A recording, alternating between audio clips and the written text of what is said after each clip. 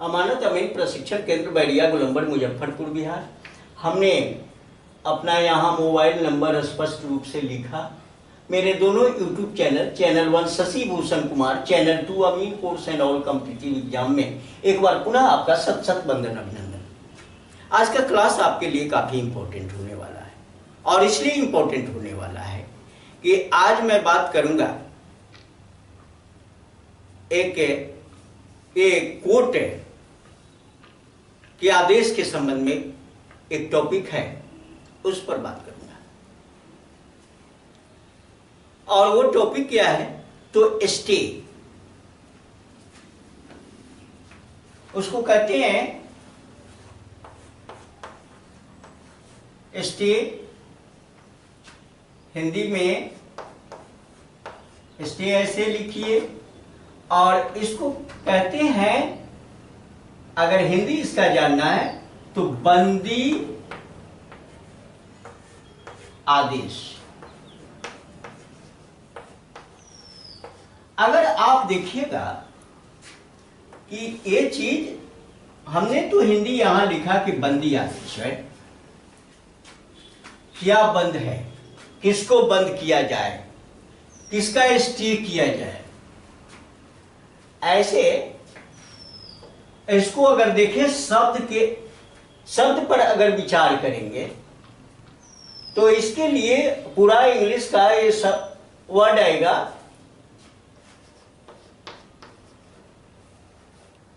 Stay order. Stay order, लेकिन stay order हमने यहां पर नहीं लिखा। स्टे ऑर्डर लिखा नहीं, ये सिर्फ स्टे लिखा। इसलिए कि आप अपने समाज में देखिए, अगर स्टे कोर्ट के द्वारा लगा है तो समाज में चर्चा होती है, उस संपत्ति पर स्टे लग गया, कोर्ट ने स्टे लगा दिया। आप ऐसा नहीं कहते हैं कि स्टे ऑर्डर हो गया,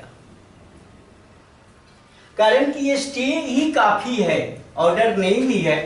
बोलते हैं ये काफी है बंदी आदेश के लिए, कारण कि कोर्ट के द्वारा स्टे लगाया जाता है। ऑर्डर तो वो निकाला जाता है, कोर्ट स्टे कर दिया, बंदी आदेश दे दिया, तो ये नहीं लिखा जाता। लेकिन अगर इसकी वास्तविक अंग्रेजी जानेंगे तो इसको तो पूरा इस रूप में लिखेंगे, लेकिन इसको ओनली स्टे को बंदी आदेश कहते हैं, नहीं कहते हैं ऐसी बात नहीं। ओनली स्टे को बंदी आदेश कहते हैं। स्टे ऑर्डर नहीं भी लिखेंगे, इसका मतलब बंदी आदेश ही होगा। चलिए और विशेष बातों की चर्चा इस पर हम करते हैं। ये कब कैसे होता है? आज हमारे समाज में संपत्ति को लेकर जमीन संबंधी विवाद दिन दुना रात चौगुना बढ़ता जा रहा है। इसके पीछे कारण क्या है? ये पॉपुलेशन ग्राफ ज्योमेट्रिकल सिस्टम से बढ़ रहा है और हमारे पास जो अस्थाई संपत्ति है,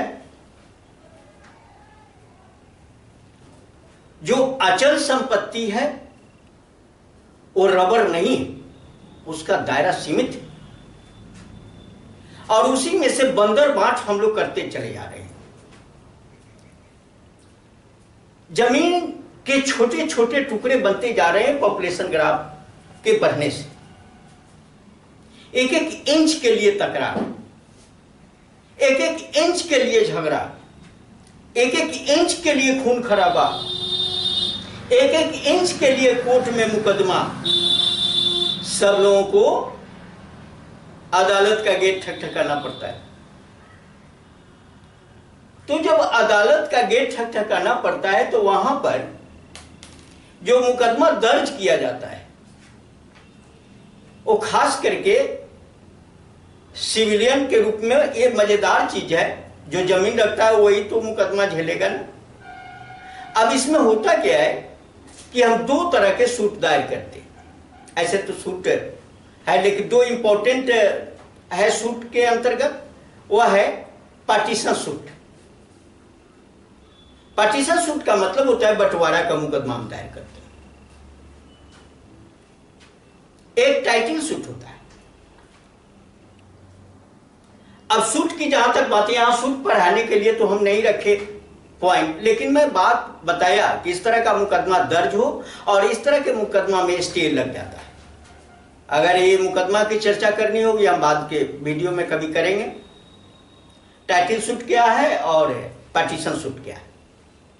लेकिन मान लो कि यह मुकदमा दर्ज हो गया है, ये जमीन संबंधी मुकदमा दर्ज है और ये मुकदमा तो लंबा चलता है ना, केस तो काफी लंबा खिंचता है ना, और खास करके आज के डेट में तो ये मुकदमा का प्रोसेस जब लंबा चलता है तो उस लंबे समय में जो मुकदमा के अंदर जमीन है, जिस जमीन पर आपत्ति दर्ज कराया गया है, उस जमीन पर किसी प्रकार की क्षति न हो, किसी प्रकार से वो डैमेज न हो, तो पार्टी को आशंका होती है कि अगला जो मेरा प्रतिद्वंदी है, मुकदमे के दौरान हो सकता है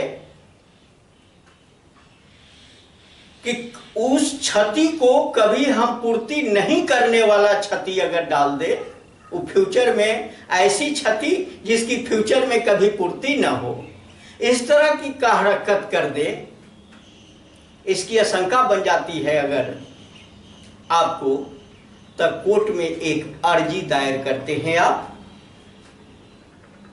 वो अर्जी होता है स्टे ऑर्डर के लिए, स्टे के लिए अर्जी आप देते हैं, कोर्ट में पेश करते हैं। कोर्ट यह समझती है कि इस प्लॉट पर इन फ्यूचर डिस्टर्ब होने वाला है। उस पर डिस्टर्ब क्या, मैं डिस्टर्ब का भी पॉइंट बता दूं। हो सकता है कि प्रतिद्वंदी टाइट है, ताकतवर है, पूंजी वाला है, अपने मालिकाना हक को देखते हुए बेच दिया, या उस पर कुछ नया निर्माण कर दिया, या कुछ नया काम कर दिया। इस भय से ये पिटीशन दिया जाता है, एक अपील कोर्ट में किया जाता है स्टे के लिए, कि ये कोर्ट के द्वारा जब एक आदेश निर्गत हो जाएगा तो अगला पार्टी बंधन में हो जाएगा। कोर्ट के बंधन, हमारे बंधन में नहीं, कोर्ट के बंधन में अगर तब वह अवहेलना करता है तो उसको सजा भी भुगतनी पड़ेगी। इसलिए अपने कोई भी व्यक्ति अगर आशंकित है, शंका है, तो ये अपील दायर करके स्टे करा सकता है। अब एक आदेश जारी हो गया कोर्ट के जरिए, कोर्ट का स्टे ऑर्डर लागू हो गया। अब इस स्टे ऑर्डर तो आपने करा दिया, अब इस सिस्टम का जो नियम है उसका एक नकल आप अपने प्रतिद्वंदी को भिजवा देते हैं। प्रतिद्वंदी के हाथ में जब वह नकल चला जाता है तो प्रतिद्वंदी जो है को भी पता चल गया कि स्टे लग गया है, अब कुछ करना तो कोर्ट की अवमानना है, अवहेलना है, कोर्ट की मानहानि होगी, और जब उसकी मानहानि होगी तो हम डैमेज हो जाएंगे। इसलिए वह उस जमीन को कुछ नहीं करेगा, कोई डिस्टर्ब नहीं करेगा। और ये तब सवाल खड़ा होता है कि ये स्टे कब तक लागू रहता है। स्टे की अवधि जो है, जब तक मुकदमा चल रहा है तब तक स्टे रह सकता है। जब तक मुकदमा चल रहा है तब तक स्टे उस जमीन पर लागू रहेगा। ताकि उस जमीन पर कुछ ना हो पाए। और एक तो हमने कहा कि ये स्टे जब लागू हो गया, बंदी आदेश जारी हो गया, तो एक उसकी कॉपी प्रतिद्वंदी को दे दी गई और दूसरी कॉपी राजस्व अधिकारी तहसीलदार ये इसको सौंप दी गई, ताकि उनको भी पता हो जाए कि ये जमीन पर स्टे लगा हुआ है, ये जमीन का धोखा से कोई खरीद न ले, उसकी बिक्री न हो जाए। इसलिए इसका एक नकल पर ये ऑफिसर को भी मुहैया करा दी जाती है और उस अफसर के द्वारा, रेवेन्यू अफसर के द्वारा पटवारी क्या करता है, अफसर आदेश जारी करता है, पटवारी द्वारा जो है सो उसको एक लाल निशान लगा दिया जाता है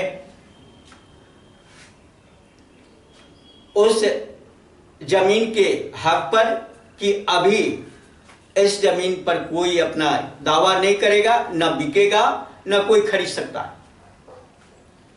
पूरा का पूरा बंदी हो जाता है।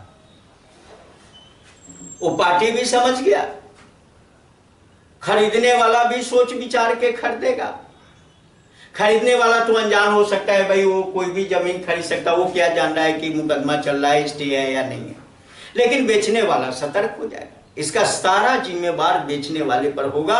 अगर स्टे में वह बिक्री करता है तो बहुत बड़ा जुर्मी होगा, अगर स्टे में वह निर्माण करता है तो बहुत बड़ा जुर्मी होगा। अगर स्टे नहीं लगा हुआ है, मुकदमा चल रहा है, तो वो बहुत सारे लोग ऐसा हुआ जमीन को बेच दिए, बहुत सारे लोग ऐसे हुए कि अपना निर्माण कर लिए, और इसी को रोकने के लिए कोर्ट के द्वारा स्टे लगाया जाता है।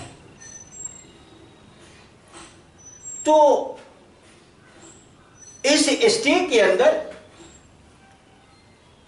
अब उसी पर स्टे लागू होता है जो मुकदमा में इन्वॉल्व है। जो लोग मुकदमा में हैं, स्टे ऑर्डर उन्हीं पर लागू होता है, सब पर लागू नहीं होता। तो मुकदमा में इन्वॉल्व तो लैंड भी तो है, लेकिन आपको यह ध्यान देना है, सवाल खड़ा होता है क्या उस अधिकारी पर भी लागू होता है? अगर वह अधिकारी मुकदमा में, वो राजस्व अधिकारी मुकदमा में कुछ इन्वॉल्व है तो लागू उस पर भी होगा, इन्वॉल्व नहीं है तो लागू नहीं होगा। लेकिन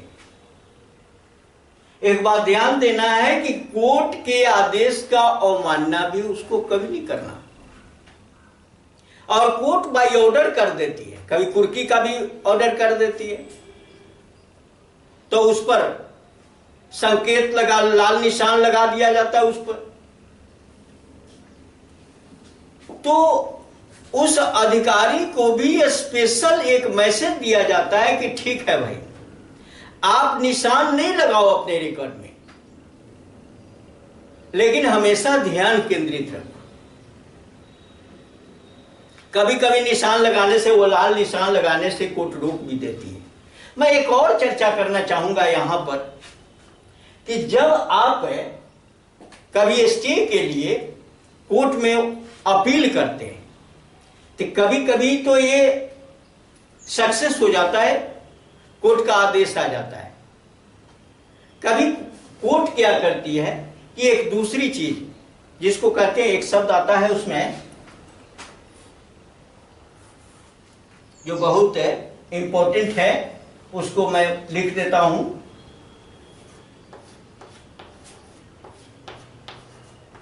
स्टेटस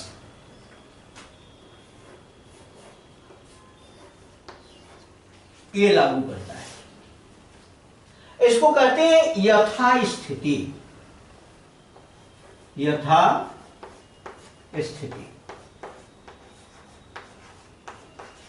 स्टे नहीं, स्टे लागू न करके कभी कभी कोर्ट इसको लागू कर देती है। आपने तो इसका ऑर्डर कराना चाहा, कोर्ट इसका आदेश, कभी कभी कोर्ट इसका आदेश दे दिया, कोर्ट स्टे कर दिया, कभी कभी इसको लागू कर दिया। यथास्थिति, यथास्थिति का मतलब होता है कि जो जमीन विवाद में है, विवाद के घेरे में है, केस के अंडर में है, वो जमीन जिस रूप में है, मुकदमा के अंत तक वह जमीन उसी रूप में दिखना चाहिए।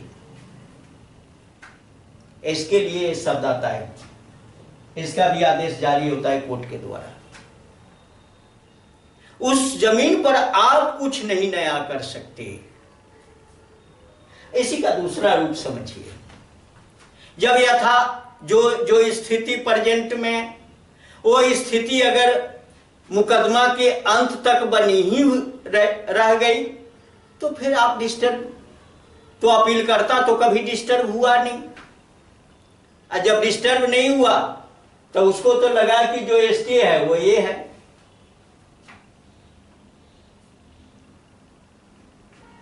तो इस तरह से कोर्ट यथास्थिति बनाने के लिए भी ऑर्डर करती है कि उस जमीन पर किसी तरह का नया कुछ न किया जाए,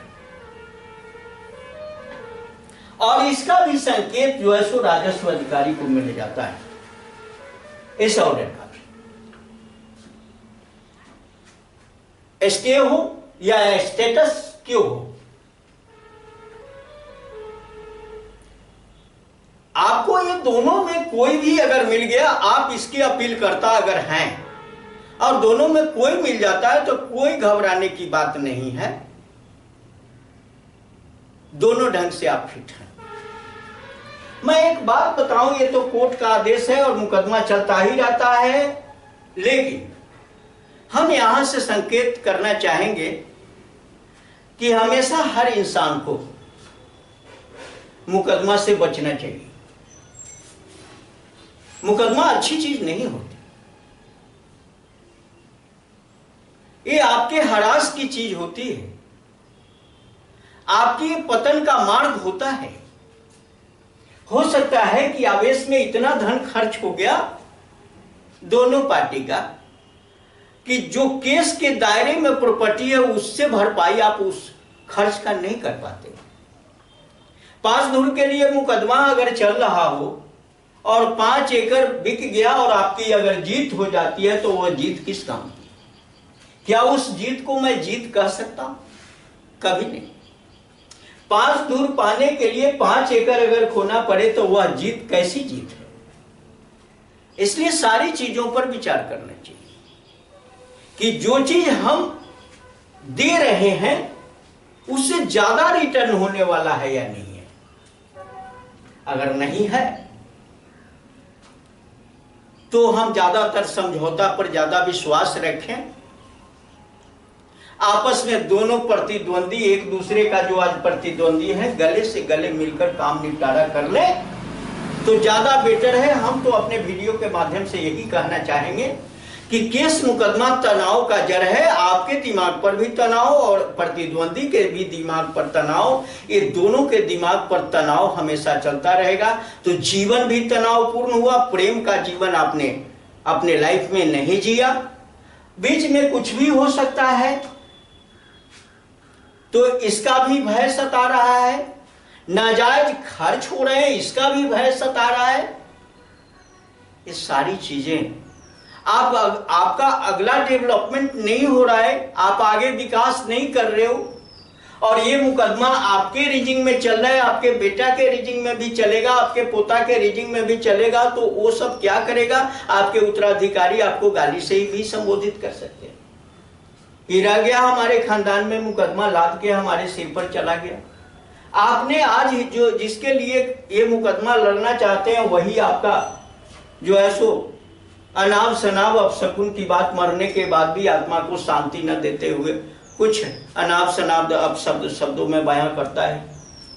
तो मैं यह कहना चाहता हूं कि अपने वीडियो के माध्यम से ये मुकदमा से बचने का प्रयास करें जहां तक संभव हो सके। अब रेयर केस में जब कोई विकल्प ना हो, जब विकल्प के सारे दरवाजे बंद हो जाते हैं, तब लास्ट में इस पर ध्यान दिया जाए। अगर थोड़ा सा भी विकल्प बचा हो तो पहले विकल्प को ढूंढा जाए कि ये प्रतिद्वंदिता, ये अशांति को हम कैसे शांति में बदलें, ये वैमनस्य को कैसे मैत्री में बदलें। कारण कि कभी कभी दुश्मन भी आपके मित्र हो जाते हैं आपके पहल से, और प्रेम से बढ़कर दुनिया में तो कोई चीज नहीं। इसलिए मैं लास्ट में प्रेम का इजहार करते हुए दिनकर की एक पंक्ति हमें याद आती है। लोहे के पेड़ हरे होंगे, तू गान प्रेम का गाता चल, नम होगी धरती जरूर, आंसू के कण बरसाता चल। इन्हीं शब्दों के साथ मैं इस वीडियो को समाप्त कर रहा हूं। अगर ये वीडियो आपके लिए लाभप्रद, ज्ञानवर्धक, ज्ञान में चार चांद लगाने वाला हो तो आप वीडियो को लाइक करें, अपने मित्रों के साथ शेयर करें, और हमारे चैनल पर अगर नए हैं तो हमारे दोनों चैनल जो अमीन कोर्स के लिए एक दूसरे का पूरक चैनल है, इसे सब्सक्राइब करें और इसे भी डीपली और डिटेल्स ज्ञान अर्जन करना है, इस फील्ड में काम करना है तो हमारे ऑफलाइन ट्रेनिंग सेंटर अमानत अमीन प्रशिक्षण केंद्र बैरिया गोलंबर मुजफ्फरपुर बिहार, यहाँ संपर्क सूत्र दिया हुआ, संपर्क करके हमारे साथ प्रत्यक्ष रूप से रहकर थ्योरी या प्रैक्टिकल खुद सीखें, यहाँ से जाएं, पैसा कमाएं और अपने परिवार को खुशहाल रखें। बहुत बहुत धन्यवाद। जय हिंद, जय भारत।